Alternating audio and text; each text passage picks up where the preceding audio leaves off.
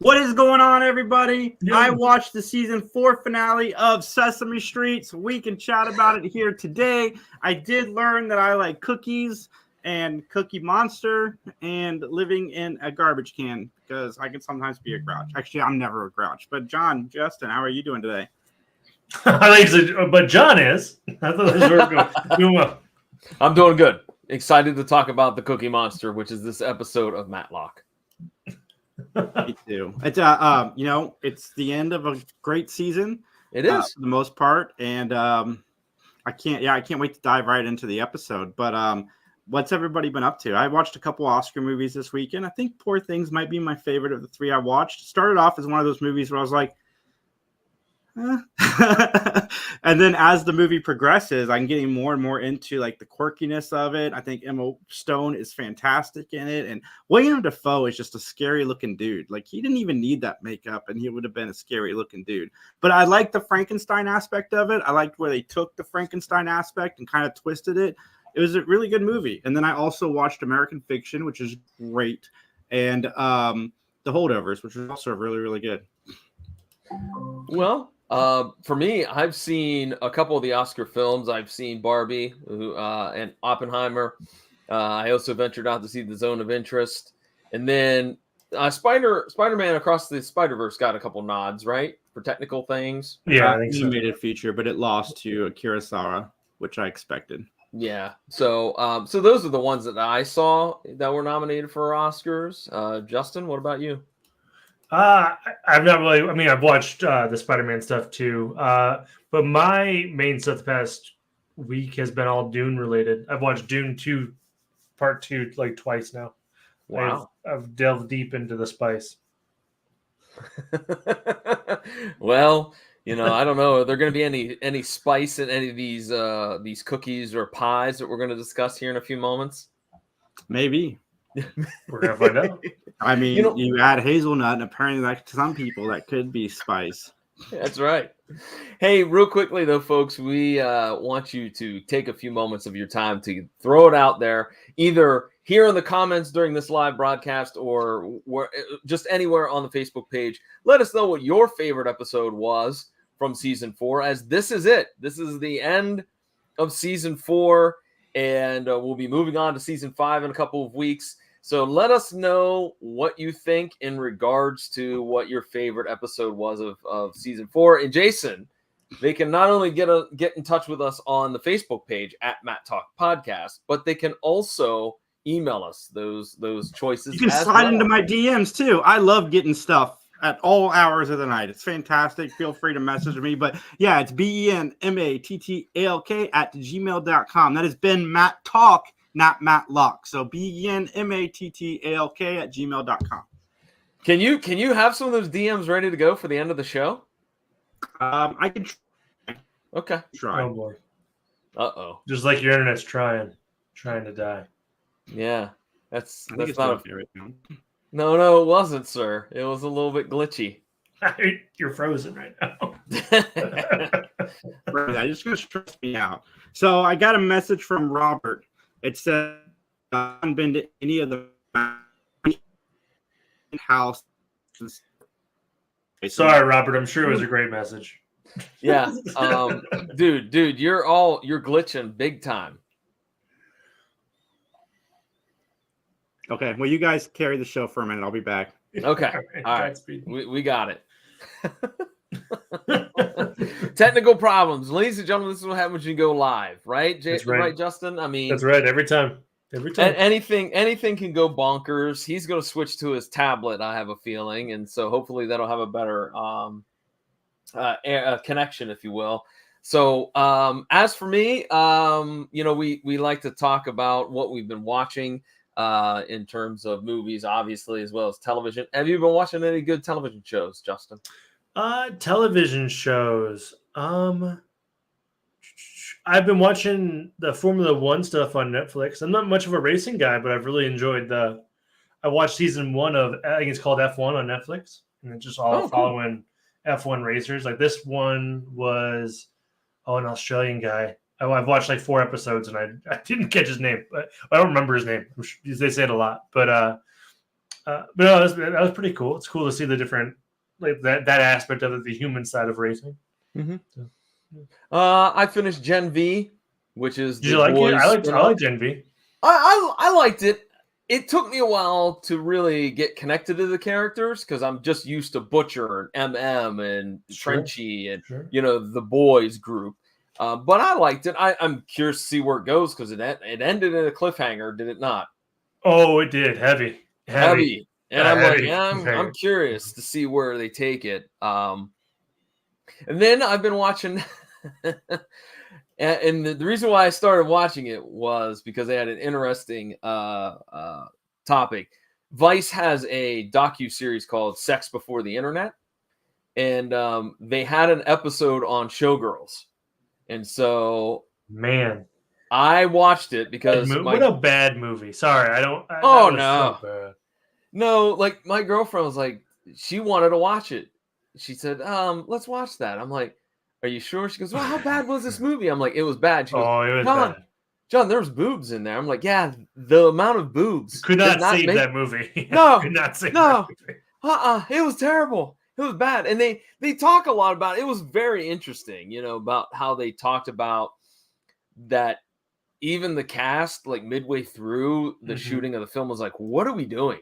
Like, right. There's just random things being thrown into these rewrites that are just make no sense whatsoever. And, and what I didn't know was that Paul Verhoeven and the guy that wrote it, I don't remember his name. Sure. They wrote Basic Instinct, and that's what got them a deal with MGM to make whatever they wanted because they did Basic Instinct. Paul Verhoeven also did RoboCop. And I think afterwards he did Starship Troopers. I'm trying to think what else. Yeah. Starship Troopers, yeah. So we have any comments or anything, Justin, real quick? Anybody chiming in? No. They're waiting for Jason to get back. I'm sure. They're waiting for Jason to get back. Jason, are you ready? I think so. My speed say it's downloads 500 speed and uploads 500 speed, so hopefully. Okay. All right, well then, shall we go ahead and get on into our opening statement? Well, hold on. Let me finish reading this message. It says... you will restart. I forgot that you were reading it. Wait a minute. You got to restart because I don't think we got any of it. Okay, it says, hi, Jason. Have you and John been to any of the Matlock? We're never going to hear this message. I've been to the season 9 house. Take care. What's that? Okay.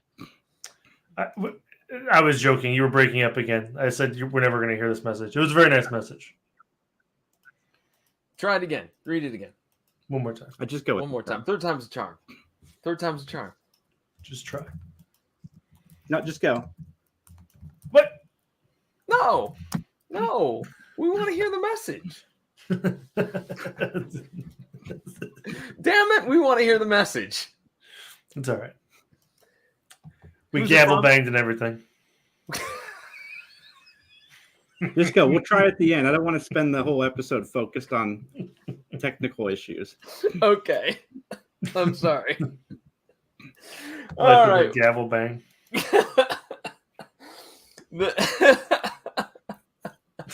All right.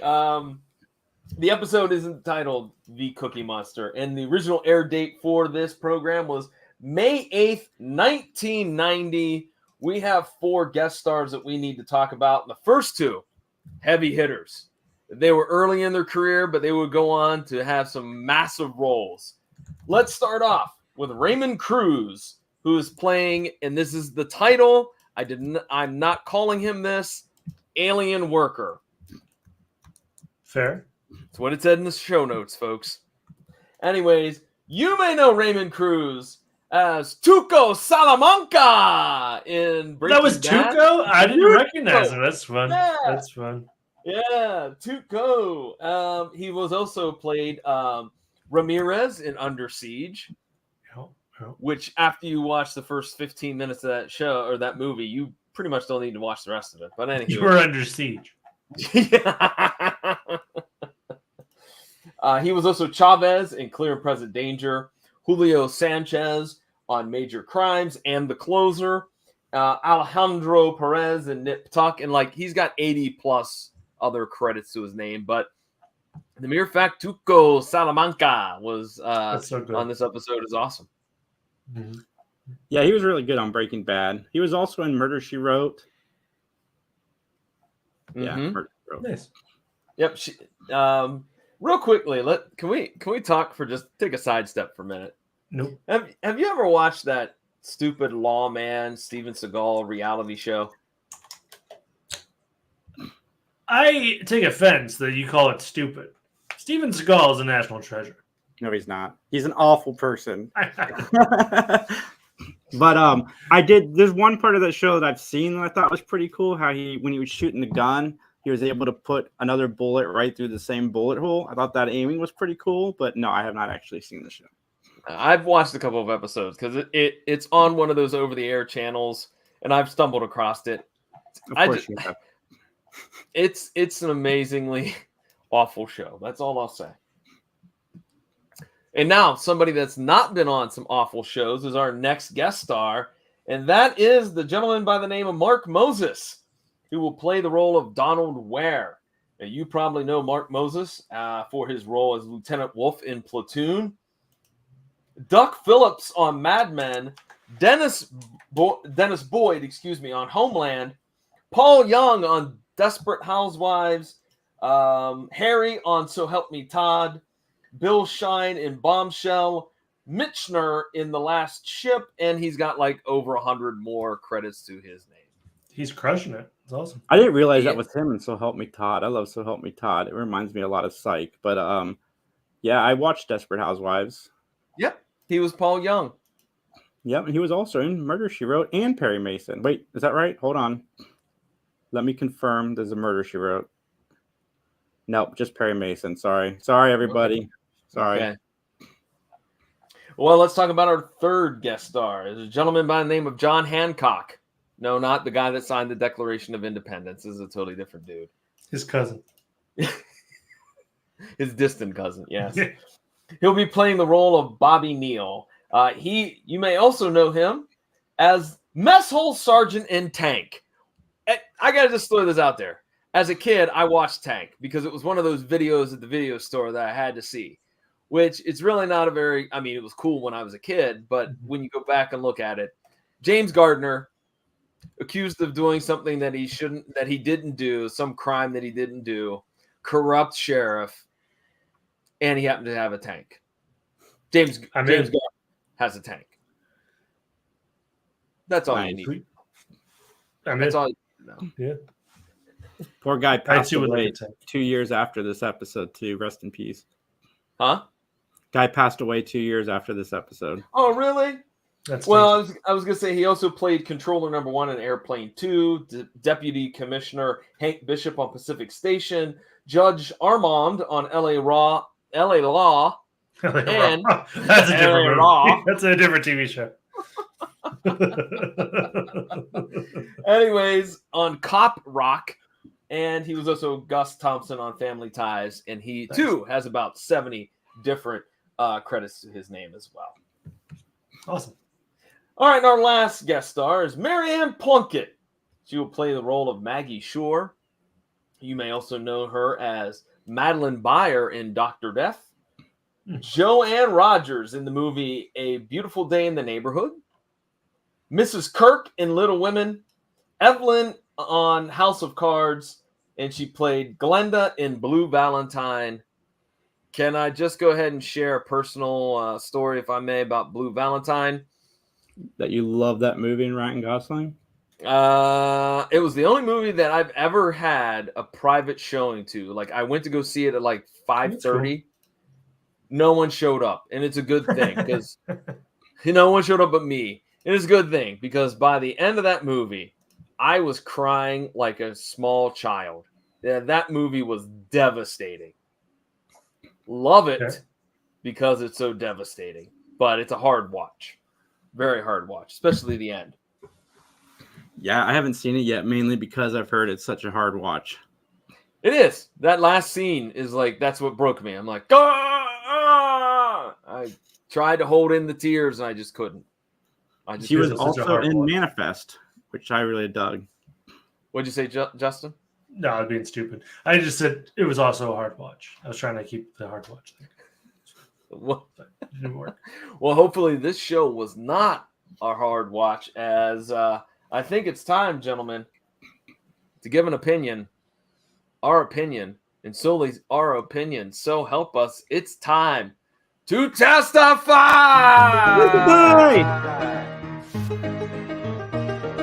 I'm scared. I'm so scared of Maples. The Canadian version of the death. All right, the plot for this episode is that Matlock investigates the murder of a cookie queen who wanted to take over all of the competition. All right. Similar to Dune, the Spice Melange. They want to take over the whole cookie empire. I'll say yes to that because I have not seen Dune. So Any of them? any of them, I've not seen any of them. Well, don't go back if you can help it.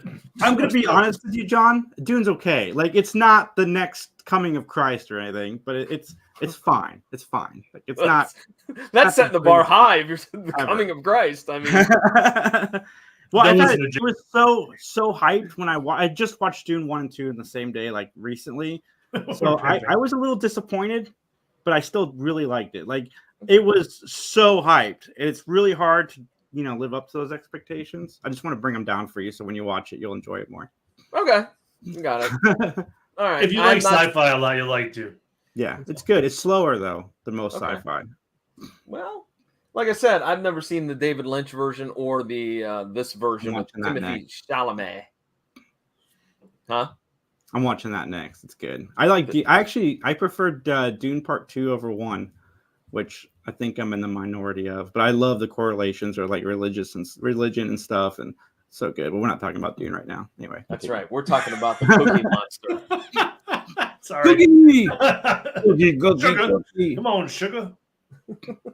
Guys, all weekend, John has brought up Sesame Street to me, and I thought maybe there'd be a cameo of the Cookie Monster in this episode or some kind of a Muppet.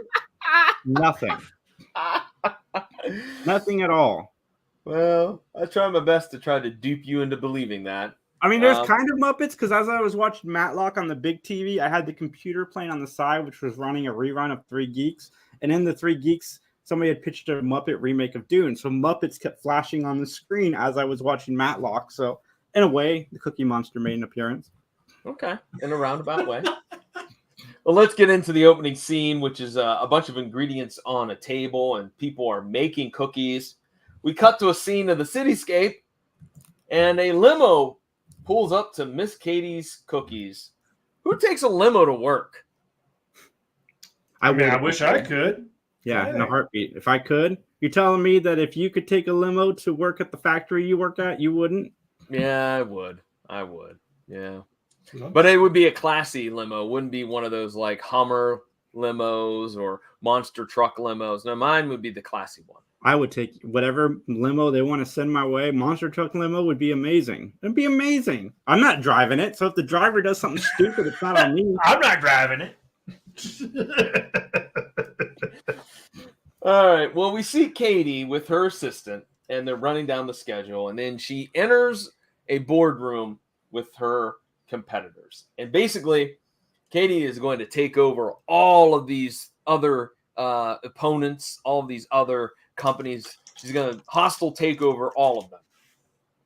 And so she says, hey, you can go with it and keep your money and keep your titles, or you can go against it and get zero.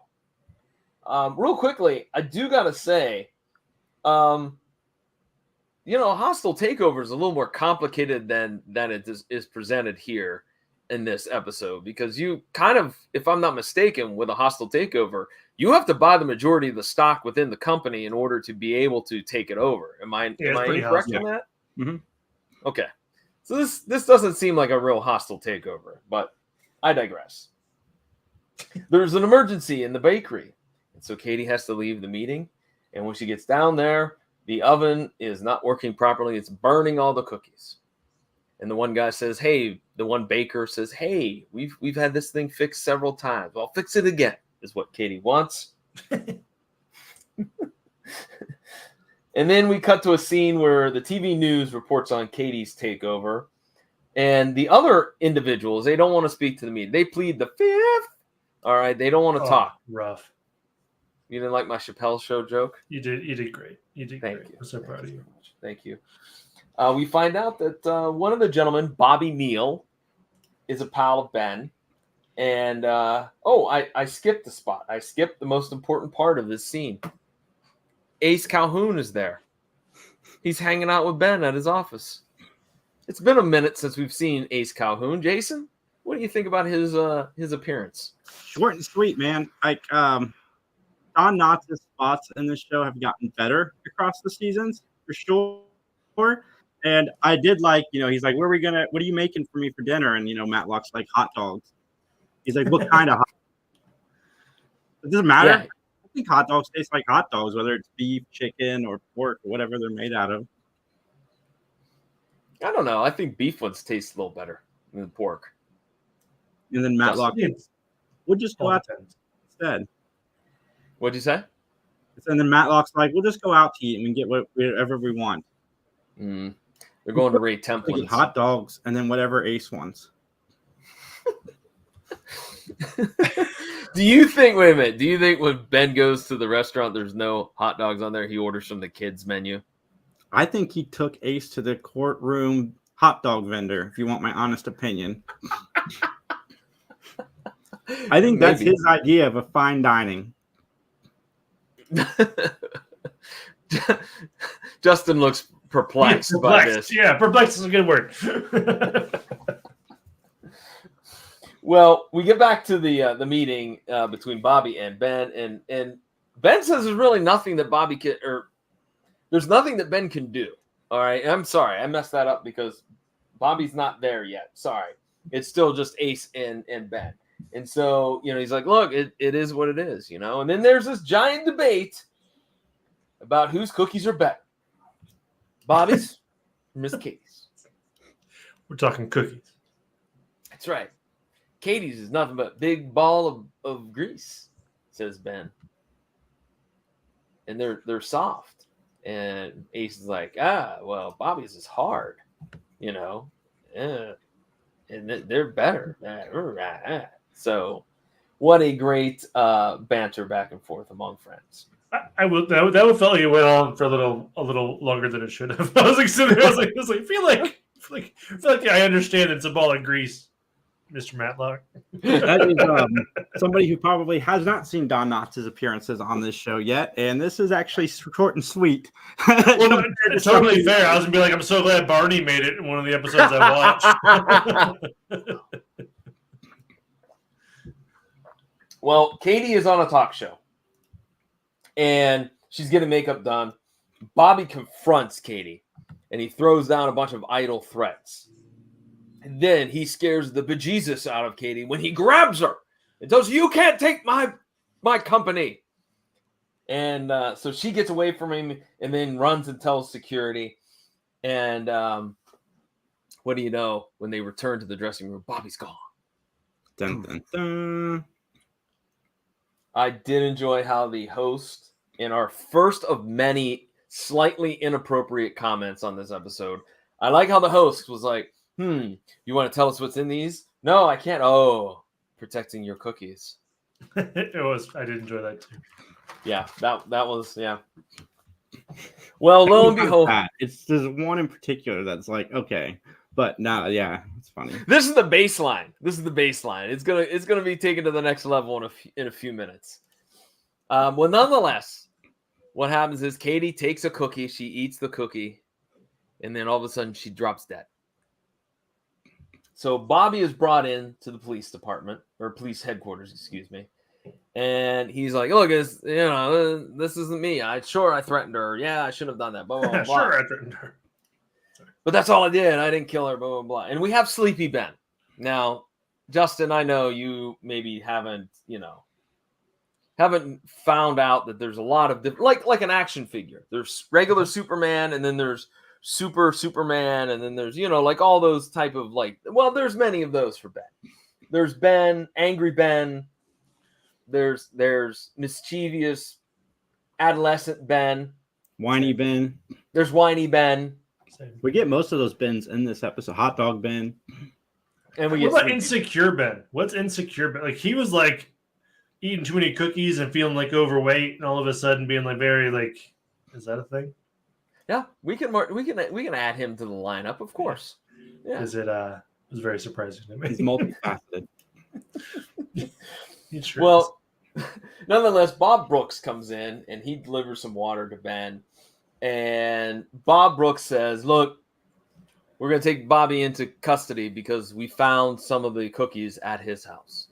And so, oh no. So we then cut to a scene where Katie's assistant is talking with Ben. Michelle shows up with the cause of death, anaphylactic shock, a.k.a. food allergy. Boy, does this not blow Ben's mind, doesn't it? It's a good thing he doesn't live in 2024, where there's a lot of people, it seems, that have food allergy. Is this why I feel funny when I eat hazelnuts?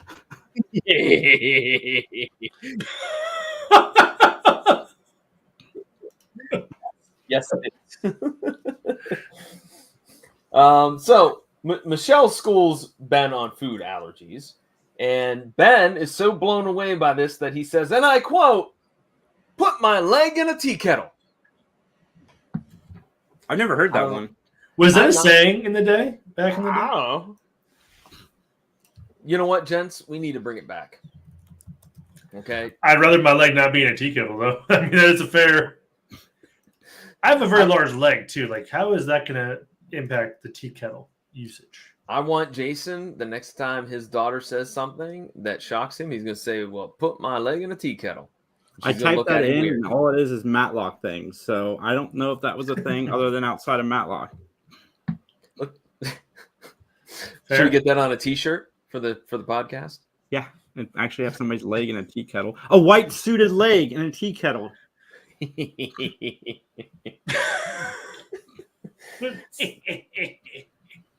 So the theory right now with Ben and Michelle is that somebody made identical cookies with hazelnuts, since Katie is deathly allergic to hazelnuts. In fact, everybody knows it because at an earlier event, she ate something that had hazelnuts in it, darn near died. There we go. So Ben asked the assistant, where is the recipe for these cookies? The recipe's in the bakery's safe. So we cut to a scene where, what do you know? Conrad Thompson is working there. And within a few moments, we find out that another machine is messed up. And it sloshed dough everywhere. All right. So that's two machines now that have gone down. So let's stop there. Any thoughts? What are you guys thinking about with what we've gone through here, which we're about halfway through the show so far? Thoughts, items. Do we have any comments, by the way, Justin? Nothing No? yet. Quiet group today. Guys, please leave comments in the comment section below and say, what's up? Yeah, But, absolutely. Exactly like that. I'm following the story, man. Following the story. Okay. All right. Justin, your thoughts so far? I did like the craziness of this whole thing was just cracking me up. There's the fact that there's like a conglomerate of cookie people. Just how big is this town to have 11 different cookie makers? Just be like, well, she's running me out of town. Like, how much it's shaking Atlanta. of this and she gets teeth. It's the ATL, man. It's Atlanta. They're cutthroat down there. I mean, you're right. When you write, you're right. All right, so Ben That's interviews the capital of the world. What, Atlanta? The cookie capital of the world. Heck yeah. Oh, okay. Keebler's from there. Girl Scouts are from there. Did you? I don't know. Is that a fact? Literally You just two making that things. up? Like, literally just two things. Two random things. Okay. I was gonna say for a minute, I'm like, wow, he did a lot of research for this episode. Mrs. Fields Okay. is from there. Pepperidge. That's All right, important. continue, John. All right. Anyways, Ben interviews Christy, and he loves her rhubarb pie, right? And so Christy gives the backstory to her relationship with Katie. They've been friends forever, since fourth grade. And Christy's alibi is that she was home alone. And this is where we get the most amazing comment from Ben Matlock ever. Yeah, I called John. So Matlock says, "You give good pie." And I called John immediately because, of course, I did. And I'm like, did Matlock really just say, "I give good pie," or "she gives good pie"? It just threw me. It threw me because Yeah, it threw me for a while. I know what that means in the Urban Dictionary. And it just surprises me that, like, Andy Griffith knew it. But Andy Griffith was down. He was cool. Is he down bad or just down? There are many episodes where he gets very giddy whenever something sexual comes up. So I'm surprised that we got a straight face out of him. Well, I don't know. All right, Michelle Thomas interviews Maggie, and was it me or did those two seem to have like a previous relationship? Like they knew each other somehow because they just seemed very familiar with one another. Yeah. Yeah. Maybe he was Matlock's cookie dealer as a kid. Maybe a sugar dealer? Hmm. That white powder will get you. Well, Katie basically not only stole Maggie's man, but also looking to take over her company. And so that's what Michelle tries to pin down from Maggie's point of view.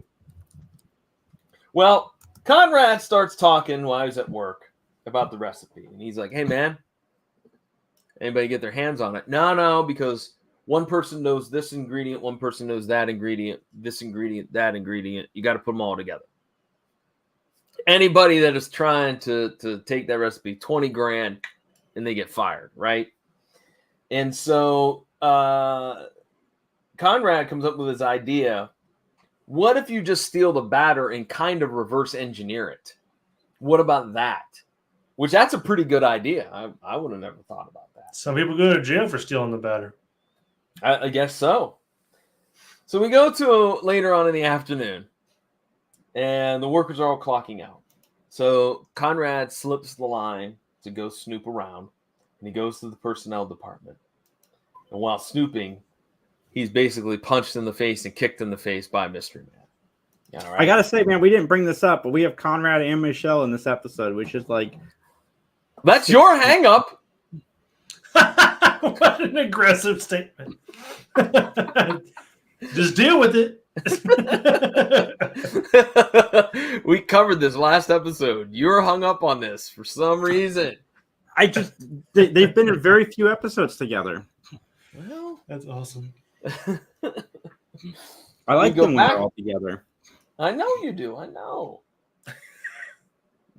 I haven't brought up that Keen Holiday isn't in any of these episodes, okay? That's true. Thank you. Anyways, we go back to a scene at Ben's office where Conrad has got an ice pack on his back, on his head, and he's talking about this theory of his is that maybe somebody could have stole the batter, put hazelnut in it, baked the cookies, put them in the tin, put them on her desk. Murdered her, indeed. I don't know if I would be constantly eating my own cookies. You know what I mean? Like, I think you get tired of them after a while. I was going to say, I think that from talking to some people that worked in restaurants that I knew, like in college, they got tired of eating the same stuff. Like, they're like, I want something different. But there's an inside job, according to Conrad, for the machines to be breaking down all the time. But the reason why Conrad was in the personnel office was he was looking for records that would jive with, here's the breakdown of these machines, who was hired right around that time period. And Conrad says he knows who beat him up because he saw his shoes. And so we go, ladies and gentlemen, to the main event of this episode. It is Tuco Salamanca versus Conrad McMasters in what was an epic, over-the-top fight in the bakery storeroom. I thoroughly enjoyed the slow-mo. That was fantastic. Cheesy, but fantastic. And both of them get fired it was pretty sweet. It was good. It was very, very, very good. Conrad takes Tuco into the bathroom. I know people are going to like email like, that's not the guy's name. I know, but deal with it, people. Anyways, Conrad threatens to get the police involved to get Tuco to talk, right? Because Tuco thought he was immigration. He's like, no, I'm not, etc., etc. Now, Jason, where you had an issue with the phrase, you give great pie, this one is the one that bothers me the most. We go to a scene where Ben Matlock is in Donald Ware's office. Donald Ware offers him a cookie. Tells him all about how great the cookie is. It's a diet cookie, and it'll, quote, clean your pipes out. I don't want cookies that are going to make me poop. Okay? I feel like, you know. It's like clean your pipes out. Yeah, but, yeah. So, I don't know. That just, to me, how do you sell that? You know? I mean, laxatives are a thing. I mean, there's a certain demographic of people that could use something to clean your pipes out. Yeah, that's why we go to White Castle, man. Yeah, true. Touche. So anyways, Donald gives his backstory. You know, he's been a competitor with Katie ever since they started. You know, he'd open a store, you know, then she'd open a store right across the street. He dropped the price. She dropped the price even further, yada, yada, yada. And so he states that he got in touch with Bobby and Maggie on the day or that night of the murder. And Bobby and Maggie he talked to, but he never got in touch with Christy, even though he called her on the car phone, which, again, as we already know, you making 4 phone calls on a car phone, that's easily $137.14. Absolutely. At least. International call would be a mortgage. Whole mortgage, not a payment. Whole mortgage. You'd have to refinance your mortgage. Yeah, you're calling Japan in the 90s. Yeah, absolutely. So Ben interviews Christy again, and Ben goes over and he starts snooping in these pictures, these frame pictures, right? Like he's looking at these pictures of Katie and Christy and Christy's grandma, and, you know, basically looking at this framed $1 bill. And then again, Ben has some more pie. Loves that pie. Can't blame him. Conrad is following a worker from the bakery, and he follows him to a sleazy hotel. Yeah, I don't know. Maybe it wasn't sleazy. Maybe it was middle of the road. I don't know. At least it was relatively close. I didn't book the hotel because if I had, then Christy and John would 8 miles away. They would be 8 miles away. They would be. They'd be in Savannah. Way longer. Yeah. Anyways, so basically Ben shows up and they go and they knock on the door. John answers the door. Then Christy opens the door even further. And here, what do you know? Walla Walla, Washington. They're getting it on. John's married. Walla Walla, Washington? Yeah. All right. How about this? Abracadabra. They're getting it on. Neither one's good. Keep going.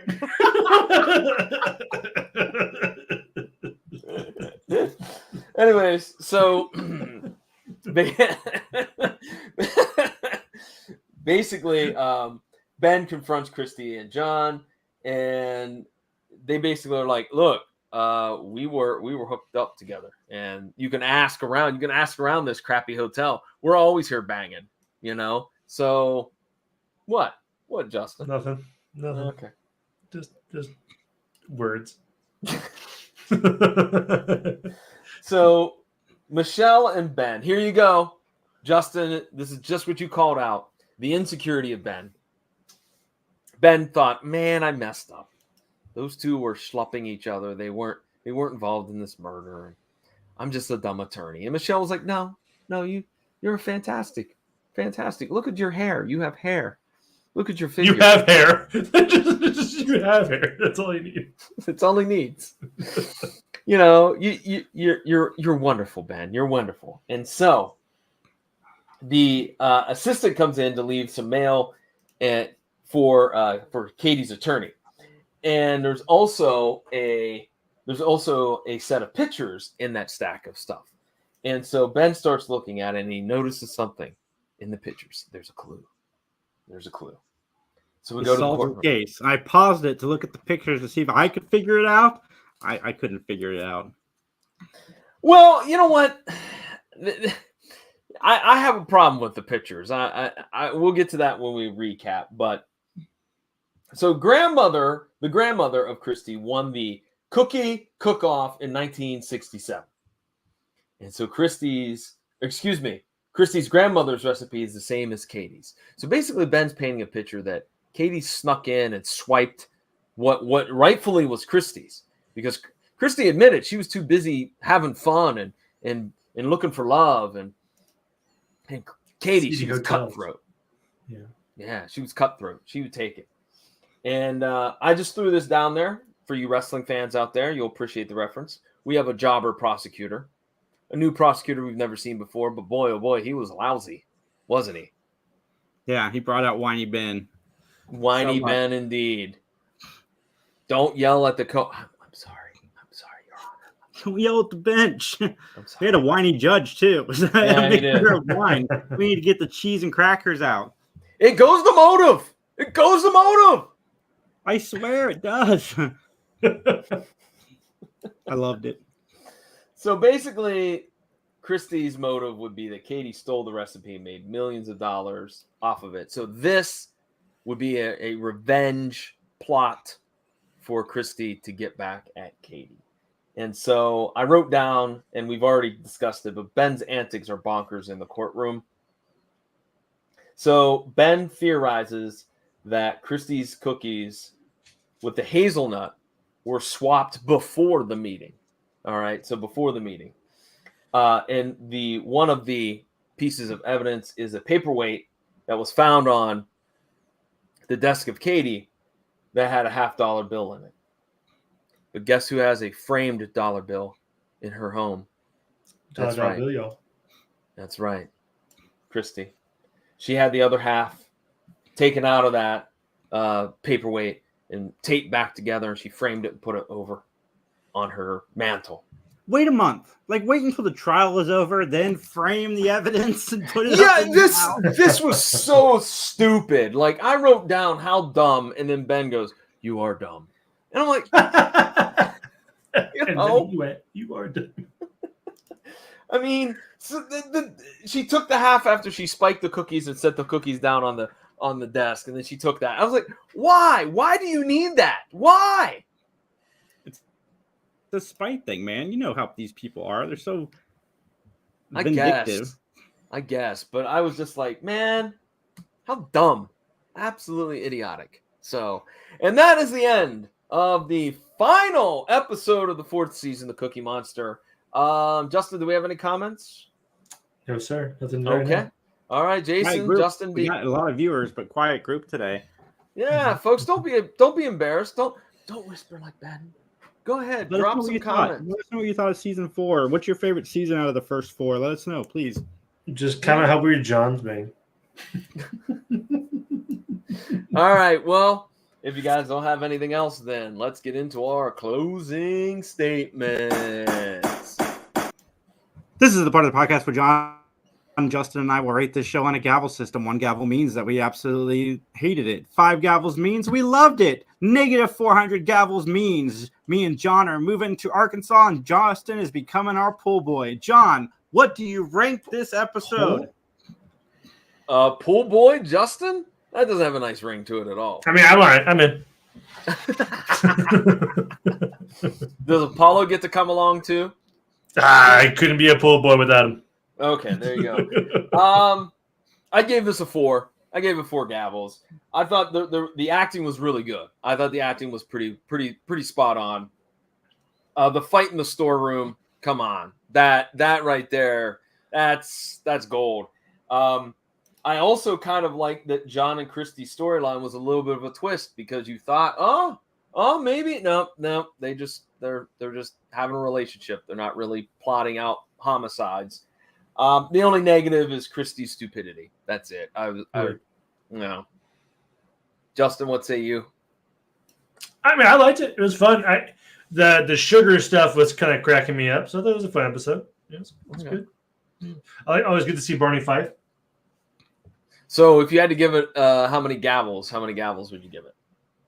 I think it two gavels. Two gavels. Gaveler. Man, tough critic. I'm gonna give it a 3.5 out of 5. Oh, I'm sorry, it's out of 5. Meet me in the middle. 3. Sorry. Okay. All right. I thought it was out of I 3. didn't think it was out of. I thought it was out of 3. Oh, okay. I don't know why. Old Three Geeks rating system. I give it a 3.5. It's not the strongest episode of the season. There's actually moments in the episode where I drifted off into my phone, which I don't do very often with Matlock. So there's a lot of me rewinding it to catch up on what I missed while I was goofing off with my phone, but still a pretty good episode. Not at all like if I was to show Matlock to somebody for the first time, I don't know that I would pick this episode just because there is a lot of silly moments with Ben. Like we get the unsure Ben, and at the end we get the whiny but Judge, I'm gonna get there, and calling I do like it when he calls the prosecutors an idiot, but it was still a fun episode, fine episode. The first appearance of Ace Calhoun back in season 3, not my favorite. But every time we've seen Ace since, he's gotten better and better and better. I actually was sad that we only got that one scene with Ace in this episode. But yeah, overall, fun episode of Matlock.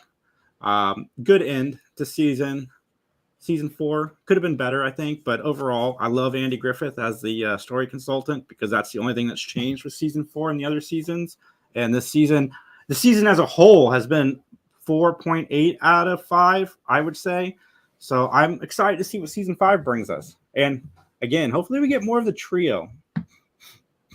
I know this season they were kind of discombobulated with Kenny leaving the show and trying to get, Clarence in. And I know that a lot of things, some of the actors were busy and so forth. But hopefully with season 5, we see more of that camaraderie that I really like. Do you want to hit up those DMs real quick?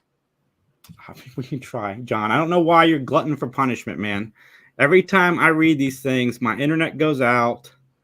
You know what? No, because we owe it to the fans. We owe it to the fans to read the DMs. All right, so I got a message from Robert. He says, "Hey, Jason, have you and John been to any of the Matlock locations?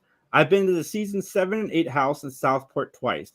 I'm going back to Wilmington in April to go to the season 9 house. Take care, Rob."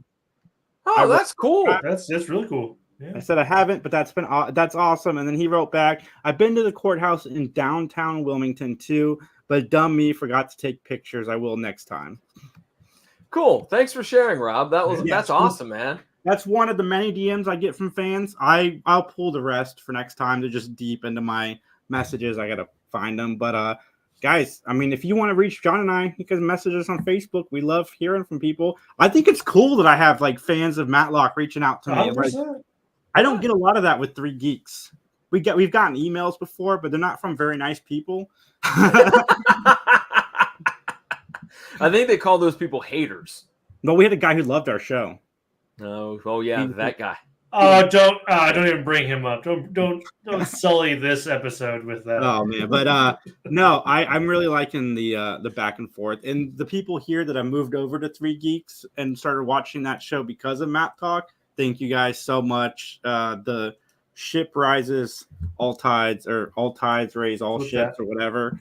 It's been fantastic. Sorry, it's okay. You're doing good. Either way, thank you very much for all the support. It's very much appreciated.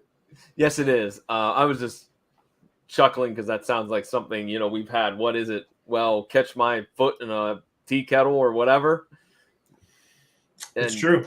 Yeah. It's true. So it was an episode full of funny sayings. Yes, ladies and gentlemen, thank you so much for watching. It's been so much fun doing these first 4 seasons. I too am very, very, very looking forward to season 5 and seeing what unfolds in the Matlock universe. So thank you all for checking out this episode and any of the episodes that you've watched or listened to. Thank you so very much. We honestly, we say it all the time, this was a little side project that we didn't think was going to go anywhere. And now it's just absolutely, exploding with, so many people watching, so many people listening, so many people commenting. And thank you. Thank you again.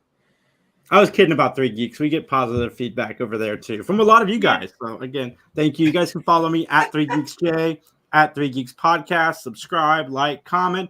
Follow Justin where? 3 Geeks Podcast. You're gonna follow me anywhere other than there. Just Godspeed. Don't you have 3 Geeks Justin? I do, but I'll get into it. So yes, there is a 3 Geeks Justin account. If you send me something there, I won't see it for 2 months. But you could send me something. Well, tag at 3 Geeks Justin and tag me, and I'll let Justin know it's there. There you go. Yeah. Okay. I'll make a promise. If someone messages me, I will make an account. I'll actively log into that account. Right now, it's just like in the ether. Well, and you can catch me and the PVD Cast wherever you find great podcasting platforms or at pvdcast.com. You can follow me on Twitter at PVDMVP. That's my personal Twitter handle. That is, functions for both this and PVD Cast as its Twitter account. So that's it. Are we ready to get out of here, guys? Yeah, thanks everybody. Thank like you. I said, we love you. Thanks to all the guests we've had during season 4 come on and be a part of the show. We're looking for more people, guys. If you're a fan of Matlock, again, reach out. Let us know you want to be on the show, and we will try to work you in. Can't wait to talk to you guys. See you in 2 weeks. All right, goodbye, everybody. And as they say in court, nothing further.